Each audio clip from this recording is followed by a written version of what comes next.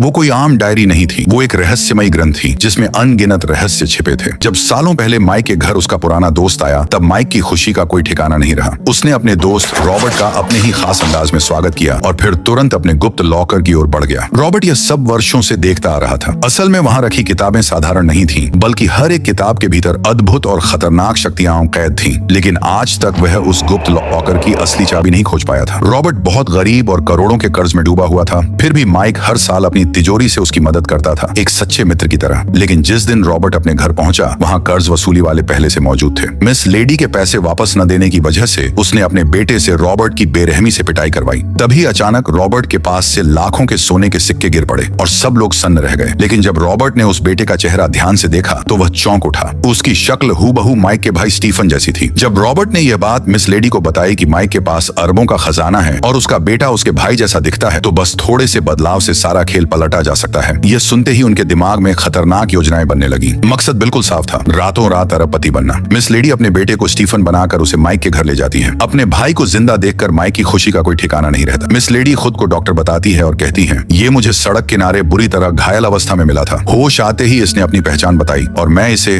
आपके पास ले आई। यह सब सुनकर माइक उसे आराम के लिए उसके कमरे में भेज देता है, लेकिन उस कमरे में कोई अजीब सी चीज उसे डराने लगती है। अगले दिन माइक उसे अपने गुप्त लॉकर में ले जाता है। जैसे ही वह चेन खींचता है, अगले ही पल वे किसी और ही दुनिया में पहुंच जाते हैं। दरवाजा खुलते ही स्टीफन की आंखें फैल जाती हैं। करोड़ों का खजाना वहां कचरे की तरह बिखरा पड़ा था। लेकिन जल्द ही माइक को एहसास हो जाता है कि यह उसका असली भाई स्टीफन नहीं है। इस बात का पता चलते ही उसकी लालची माँ तुरंत सफाई देने आ जाती है। एक्सीडेंट में इसे गहरी चोट लगी थी, इसी वजह से इसकी याददाश्त चली गई है। इसी बहाने वह माइक का ध्यान भटका देती है और माइक उस झूठ को मान लेता है। लेकिन इसी दौरान नकली स्टीफन चुपचाप गुप्त लॉकर चालू करके अंदर चला जाता है। जैसे ही वह चेन खींचता है, अचानक उसके हाथ को एक कठोर और रहस्यमयी शक्ति जकड़ लेती है और उसे कचरे के रास्ते बाहर फेंक देती है। असल में स्टीफन को सिर्फ उस गुप्त लॉकर का ताला पता था, लेकिन खजाने को खोलने वाला असली स्विच नहीं। तभी